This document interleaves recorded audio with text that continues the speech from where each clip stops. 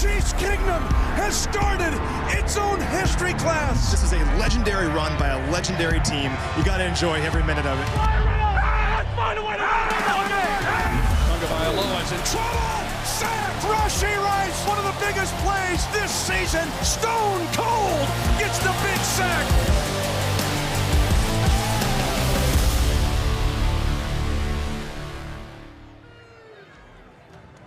The Chiefs are 5-0 for the first time since 2018. And now fresh off the bye, we've got a Super Bowl rematch between two old rivals to kick off Week 7.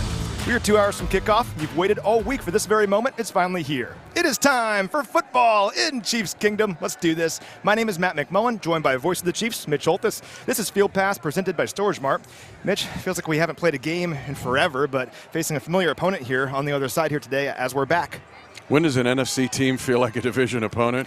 When it's the 49ers. And not just the frequency since 2018 or Pat, who's warming up right behind us. Kind of cool. Yeah, how about that? But the fact that since Pat's been the QB1, we've played these guys 5 times, twice on the biggest stage. So a familiar opponent, a good opponent, but an interesting opponent, and I know we'll get into that. Well, yeah, it's been kind of a weird year for the 49ers. They're 3-3, which is very un-49er-like. We'll dive into why, but still, they're very talented. They have playmakers everywhere, particularly on offense and the passing game. Well, we're going to get into the changes of this game, of what changes in 262 days, but they do have some big-time players on offense, and you know most of them. George Kittle, Brandon Ayuk starting to get into the flow. To me, the most dangerous player they have in this game that you don't know about is Jordan Mason, who is third in the league in all-purpose yards. We talk about it every week. The Chiefs now have played the top 3 in the league in all-purpose yards, and Derrick Henry, Alvin Kamara, and now with Jordan Mason. But then Deebo Samuel, who is such a weapon because he can do so many things. He'll be at running back a lot today. He'll be in the slot. He'll be the X. He'll be in motion, jump, run, jet sweeps. The Chiefs have kept Deebo in check in the times they've faced him, but you got to be aware of him today. Well, and these guys are balanced offensively overall. You really laid it out. I mean, this is the number 2 passing offense in the NFL and the number 3 rushing offense in the NFL. They're efficient. They're averaging 6.53 yards per play, second to only Baltimore in terms of a per-play basis. And generally, they've gone right down the field with no issues. They have 27 red zone drives this year, most in the NFL. But that's where they've had problems. So they're scoring touchdowns in the red zone at only a 44% clip. That's 25th in the NFL. Very surprising. In goal-to-go situations specifically, they're just 7 of 14 on the year, near the very bottom of the league. And you mentioned Jordan Mason. He's been very good, but I think red zone is where they're missing Christian McCaffrey, because this was the number 1 red zone offense in the NFL last year, and McCaffrey had 18 red zone touchdowns, second most in the league. Very difficult to make up that production. And those weren't all rushing touchdowns. He's also a weapon in the red zone as a receiver. We know that. And not that Mason's bad. It's just he's not Christian McCaffrey. Sure. The big plays is also what gets your attention. You mentioned yards per play. They have 31 20-plus plays. Coming into Week 7, that's the most in the league. But what gets your attention, this goes back to Jordan Mason and Isaac Guerendo, who played at Wisconsin, then transferred to Louisville, 221 pounds. He was the fastest running back in the combine, a 4.33 in the 40. But they have 8 20-plus runs. That's the best in the league. Now, we know how good the Chiefs have been against the run, but these guys right now have the ability to get explosive run plays. But looking at the red zone once again, just looking at game-by-game breakdowns, they were 1 for 6 in the red zone against Arizona a couple weeks ago. Lost that game, blew a big lead.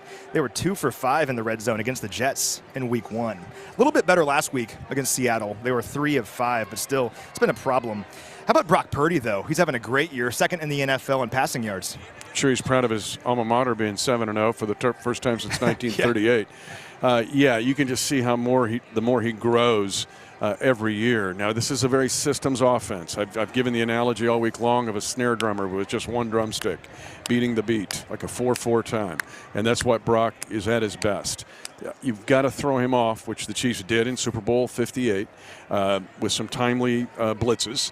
And then maybe you run blitz on some on first down. But get them off schedule and behind the chains. But Brock is doing an excellent job. His ability to throw the deep ball, you look at his They don't have a lot of yards after catch, but his ability to throw the deep ball with accuracy is probably his greatest attribute.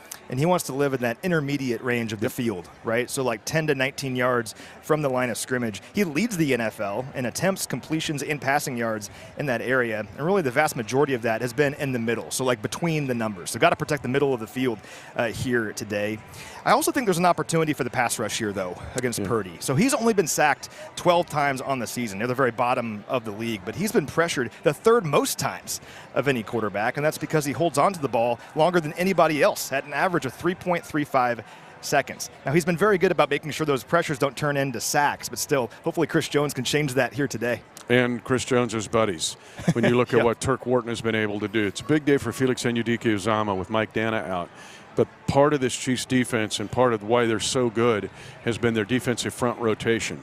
So if you can get pressure on Purdy without blitzing, but you do these timely blitzes that Spags is so famous for, and it gets Brock Purdy off the rhythm of the drum. But the Chiefs hit him 11 times in Super Bowl 58. That's not a stat you hear a whole lot. The Chiefs got after him. Even though they didn't sack him 5 times, they hit him 11 times. And those hits, Matt, accumulate. Can we talk about this Chiefs defense a little bit? Please. Because it's the best defense in the NFL. I will no longer tolerate any other opinions on this. It's the best defense in the NFL. What else do they have to do? They've held their last 3 opponents under 20 points, and no team has scored 28 points on this defense since Super Bowl 57. Not Super Bowl 58, Super Bowl 57. That was over 600 days ago. This is the best defense in the NFL. When I talk about San Francisco's 20-plus plays, the Chiefs are second in the league. They've only allowed 12 20-plus plays in 5 games. It's ridiculous. And what's even more ridiculous, think of the running backs they've played. Think of the wide receivers we've played.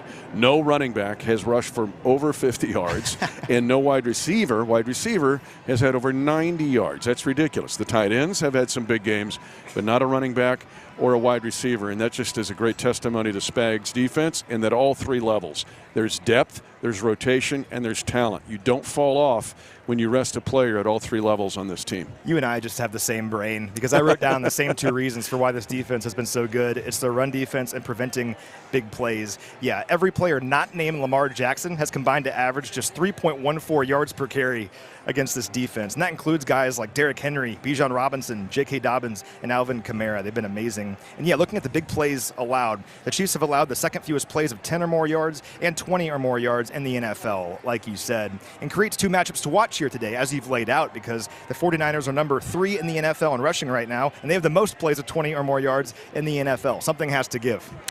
Yeah, and first downs are huge, but again, that goes back to my point that to try to take them off this rhythm offense that they have, and have the Shanahans have had it all the way back to the Broncos of the 90s, and that is sometimes you'll run blitz, try to get them behind the chains on first down. Take the fight to them. Don't take the blows, deliver the blows.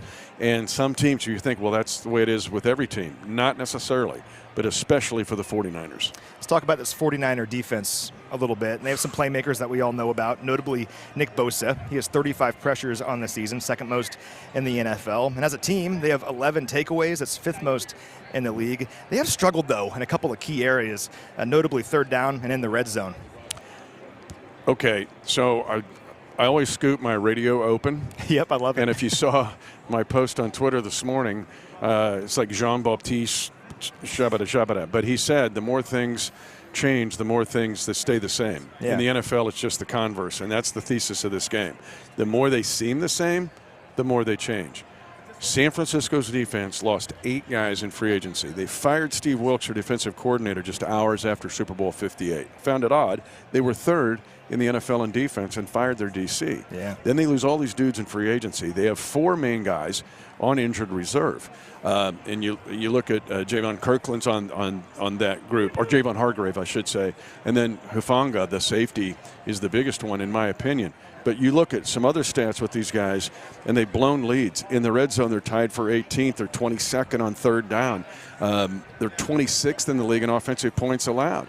So they're just the converse of their offense. But there have been so many changes on the San Francisco defense, I don't think people have talked about it enough. You mentioned those blown leads. I have some first and second half splits for you, okay? Ooh. So in the first half of games this year, San Francisco is plus 53 in terms of point differential. That's second best in the NFL. The horn's going off here. Yep. In the second half, they are minus 21. That's 7th worst in the NFL. So, yeah, they've had trouble closing out games. That kind of explains their 3-3 record.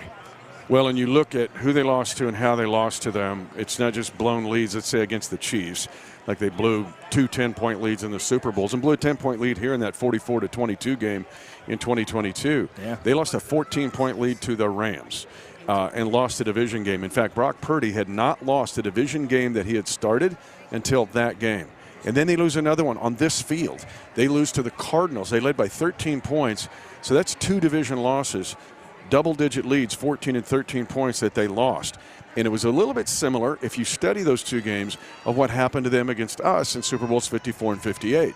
Once this kind of rainstorm started to happen, I got to be careful the analogies I use here with the folks that are dealing in the Mid-Atlantic. But the point is the fact that once that avalanche started, they couldn't stop it. And that's the same thing that happened to them here against Arizona and the Los Angeles Rams. Yeah, very surprising. We're not taking them lightly, though. No, Still a sir. very good defense with some great players on it. I think red zone is important for the Chiefs' offense here today because look at a couple weeks ago against the Saints, the Chiefs had 460 yards of offense. They had 28 first downs, both season highs, and they moved into Saints territory on 8 of 9 possessions. So moving right down the field. Scoreboard didn't really show a blowout, though, because they were 2 of 7 in the red zone. Got to clean that up. Hopefully they'll do that here today and have a big offensive performance. Well, if we're going to talk about the 49ers kind of hitting a wall when they get to the red zone or goal to go that you laid out, we have to talk about the Chiefs. Being fair, yeah. Only 3 teams are worse than the Chiefs in the red zone. Now think about that. That's just, that's going to improve. But the Chiefs are 29th in the league in red zone. And so that has to improve. That and the turnovers. Chiefs are -4 in the giveaway takeaway. That being 29th in the red zone and -4 doesn't add up to 5-0. And over time, you've been in this league long enough, and I've been around a few, that just doesn't hold up. So good day today to improve both of those areas. Now, one player who was great on offense for us a couple weeks ago was wide receiver Juju Smith-Schuster. He was awesome. He had 130 receiving yards. Now, Juju's questionable coming into this game. Hopefully he can play. Coach Reed sounded optimistic about it. We'll know for sure here in a few moments. But while we wait for that, we caught up with Juju on the latest episode of Defending the Kingdom earlier this week. We were so excited in late August when we got the word he's coming back. So Chiefs Kingdom, welcome back officially here, Juju Smith-Schuster. It's late August, you get the notification and the call, but how much of an on-ramping is there for this game? This now feels like about the time you would have been in camp. So how much comfort do you have being around this offense now? Very comfortable, man. Yeah, I think, when I got the call, like that was an exciting moment, being able to, have an opportunity to come back here and, play for this team and, these guys. And for me, yeah, it's funny because I've been in camp here before and I know how the playbook looks. So it's like the first day I get here, there's like, boom. And there's like this thick playbook. And I was like, yeah, you just got to study some of this. But it's been pretty cool. The coaches have been so helpful with being able to give me stuff here and there to focus on. Does it feel like you ever left? Because McCole went through kind of a similar thing where he was here, he left, then he came back, and it almost feels like you never left, like you've been here the whole time. What's that whole experience been like, leaving and coming back? It's been amazing, man. I think, having an opportunity to go play for, the Patriots and honestly one of the greatest coaches of all time, it's pretty cool to see how playing for a defensive-minded coach versus playing for an offensive-minded coach like Andy Reid. So it's been really cool to see that, and my experience over there was great, built a lot of relationships with great people and stuff like that. But coming back here, right, it kind of felt like I never left just because I was so familiar with the offense, so familiar with everything around here. Because when you go to a new place, you kind of got to start from like ground zero. Like, okay, now I got to get a new barber. Now I got to get another person to wash my car. Like, these are like the little things that kind of adds up. But yeah, coming back here just felt like I was a missing puzzle. Seeing you in that New England uniform, though, was just killing me. Like, we wanted to Photoshop, and put you in red. But I've asked you this before, but I think it's a compelling question. You have perspective now of 3 different organizations. Great years you had in Pittsburgh. To be here, win a ring, then go to New England, now to come back. The culture here, how unique is it, and how could we take it for granted in the Chiefs Kingdom? Yeah, man, it's there's no place like it, man. This culture is unbelievable. I mean, we talk about, everyone being bought in, everyone being, in one place, one mind, one goal, and that's here, man. And that goes from from the head coach all the way to the lowest man on the total pole. Everyone know what we're trying to accomplish here. So, and that's the cool part is that being here, we're all just able to just focus on our job and just do your job because the person on the side of you is going to do their job. This person on this side is going to do their job. And when everyone is just bought into just doing the main job, the main goal, oh, my gosh, it makes everybody's job a lot easier. Now, it's one thing to be back. It's another to go off for 7 catches and 130 yards. How good did that feel on Monday night? It felt good. It felt good. Like I said, just to be out there with the boys. You also have perspective of being in this league for 8 years. You were in Pat's class, right, the 2017 class. Yeah. But our theme in this one is the Tour de France, meaning that we've had these 5 games, a bye, now get ready for 7, then a long weekend. How have you trained your body to get through an NFL season? Man, it's, like you said, 8 years into doing this, there's nonstop growing. I always say be a sponge, and things that I've learned from other guys that are, in year 10, in year 11, year 12, how they take care of their body is, doing the little things, right? Those little exercises I do, in between seasons or during the week, and then also like cupping, needling, massage, whatever that may be, whatever fixture criteria, cold tub, hot tub. There's so much stuff you can do to enhance your stuff, and everyone's different, right? For me, I love needles. Like I'm right after this, I'm gonna get some needles in my body just to help me perform for the next game, the next practice. So, and I think that's very important. A lot of people don't invest into their body. I think we talk about if you're a Ferrari, right? You're not gonna put an 83 in your car. You're gonna put that 91, 93 into your car. So, it's what you get in is what you put out. What do you think about the Niners, just breaking them down on film? What kind of challenge will they be on Sunday? Man, those guys it's a great defense, right? I think they're battling some injuries, early on in their season, but now, they're bringing guys back slowly. So they have a great defense. I think the heart of that team is Fred Warner, right? He's a guy that's constantly making plays, making turnovers and stuff like that. So for us, it's just we have to go out there and just play a complete game. I don't think we've done that yet as an offense. I don't think we've drove down to the field and just put touchdowns after touchdowns. Instead, we've kicked field goals, right? And I think that's where we're hurting ourselves. But at the same time, right, it's a great defense, man, we're going against. I think it was almost exactly 2 years ago this guy had a big game for us against the Niners in San Francisco. So let's just do that again. Yeah. All right, great stuff there from Juju Smith-Schuster. We'll get the inactives here in about 3 minutes, but either way, great having Juju back in the fold, huh? Well, I talked about the more things seem the same, the more they change. Think about who the Chiefs are relying on today on offense.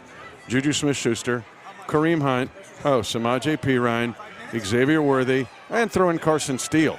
None of those guys were even near Super Bowl 58 in Las Vegas 262 days ago, and now we're relying on these guys. The offense has changed for the Chiefs as much as the defense has changed for the 49ers. Yeah, very interesting stuff. So we'll know about Juju here in just a couple minutes. We know Mike Dana is not going to play today, though. Mike, of course, has that pectoral strain, not going to play. Like you said earlier, let's see what Felix can do out there in this one. Well, the depth of this team has been great, and Felix has got a big day today. And think about dealing with bootlegs and the great play-action faking of Brock Purdy and holding the edge on the runs, the big runs. This is the best big run team in the league. So Felix has got to do his job. And Malik Herring, he's going to be involved in the rotation as well. So those guys have to step up. You'll see Chris move outside some. But it's a big day for Felix Anudike-Uzomah, who has responded this year. He's making the necessary progress forward. You think Felix will be inspired by that big K-State win yesterday? I think he will. That and the fact that he stuffed Christian McCaffrey in Super Bowl 58. He did. Although CMC's not playing. But I think that will help him. I just saw him a little bit ago. He's ready. All right. Looking at the Niners, so we know Juwan Jennings is not going to play. This guy's been a thorn in our side over the years. He has a hip injury. He's been ruled out. It's a big deal. We always talk about Debo and Ayuk and Kittle, but Jennings actually leads this team in receiving yards right now at 404 yards. He also leads them in first down receptions, and he has 12 third down targets on the year. That leads San Francisco. Him not playing is significant. I feel like he ought to be playing for the Chiefs because nobody talks about him enough. He had a $175 against the Rams. Yeah. he was, as you alluded to, the most effective receiver against the Chiefs in Super Bowl 58. It wasn't Kittle. We held him down. Debo was held down. Really, CMC we held in check for the most part. It was Jawan Jennings who was the problem. So him being out is a big deal for them. So they're looking at Pearsall being active for the first time, their first-round draft pick. He was shot, remember, on August the 31st in downtown San Francisco. Tragic situation. Thank the Lord he survived, but he hasn't been active. He's going to be today, and he's going to get some targets. Just a crazy story, Super isn't it? crazy. But, I Yeah, mean, it's awesome that he's back. Let's talk about their kicker situation a little bit because we know about that already. It's weird. So starting kicker Jake Moody is not going to play. He's hurt right now. And backup Matthew Wright, who you might remember from a couple years ago, was our kicker for a time while Harrison Butker was injured. He's not going to play either. So it's going to be Anders Carlson, the younger brother of Daniel Carlson, the Raiders kicker. And Anders was on the practice squad for the Niners this year, been called up. He spent last year with the Packers. And last year he was perfect inside the 40, but outside the 40, he was just 7 of 13, something to watch. Counting the playoffs, Matt, he missed 13 kicks. He also missed 6 extra points. 6. And he missed 1 in the postseason as well. But his biggest miss was the irony, because he missed a 41-yard field goal for Green Bay against the San Francisco 49ers in the divisional playoff round that you could say probably cost Green Bay the game, or we might have played Green Bay in Super Bowl 58. Yeah. So now he's kicking for the 49ers. He missed a 41-yard field goal. I almost chuckled when I saw the number they gave him was 41. What are you trying to do, like reverse karma this guy or something? I don't know, but yes, and not just the kicking game as far as place kickers and the injuries. They've given up a 97-yard kickoff return to Seattle. They gave up a block punt to Minnesota. They gave up a long punt return to the Rams, which was part of that resurgence of the Rams coming back from 14 down. Special teams for them, to be honest, has been a mess. Mitch Wisnowski is a veteran punter. We've seen him 2 Super Bowls, but he's near the bottom of the league. They're 30th in the league in net punting. You have a chance to get a big edge today if you're the Chiefs in all of the phases of special teams. Let's do it. I'm fired up go. about that. We got the inactives. They're down here. So for the Chiefs, the good news is Juju Smith-Schuster is active. So Juju is active here in this game. Had that hamstring injury that popped up kind of midweek, but he's good to go. So great news there. Clyde Edwards-Helaire is not active. So Clyde's still kind of waiting on that season debut. The illness he's been battling. Clyde not going to play here today, but Juju is going to play. Great news. Yeah, and awesome. The hamstring thing I was kind of worried about just because he didn't have camp. And for a guy that's been in the league longer, it's those soft tissue injuries when you start it and take off and hit it quick. But I'm glad he's going to play today. But they're going to need help from everybody who touches the ball again. Now, you talked about Jordan Mason earlier, great runner for the San Francisco team. He's off the injury report. He's playing, but he also suffered a shoulder sprain last week against Seattle. And why is that important? Well, 64% of his rushing yards this year are after first contact. He leads the NFL with 29 broken tackles. He's a tough guy. That's how he runs. He lowers his shoulder. Curious how effective he can be today. We'll find out. And again, he's an all-purpose back. I said he's 3rd in the league in all-purpose yards, just behind Kamara and Derrick Henry. But do not overlook Isaac Guerendo. He is a rookie. He played at Louisville in a graduate transfer year. He was 4 years at Wisconsin prior to that. The fastest running back in the combine at 4.33, and he's 221 pounds. So I think they will have, it's going to be like Juju. I think there's going to be a little bit of a pitch count with Jordan Mason. But even if Guerendo comes into the game, you got to be ready because he's good. So we're going to wrap up with this. This guy has called 299 wins in his Chiefs career. He is one shy of 300. We've called some big wins over the Niners. How about one more? What do you say? And I'm going to do it for Rob Alvarino. Okay. I'm looking at this stadium and I'm seeing so many things that Rob did. The whole Faithful to the Bay thing. He's our VP of Content and Production. Sorry if you don't know. Right. He's amazing. Creative. His heart. He's terrific. But I look around here and go, so much of this is Rob. But Rob wasn't treated so good. But now he's back in Kansas City with 2 Super Bowl rings, including beating these guys. So if a 300th win comes, it's time. Let's just say it's time for the 300th win. Do it for Rob. Let's get Rob a win. Let's get this guy 300 wins. And let's go 6-0 for the first time since 2013. For Mitch Holthus, I'm Matt McMullen. Thanks so much for watching, everyone. Let's go get a victory.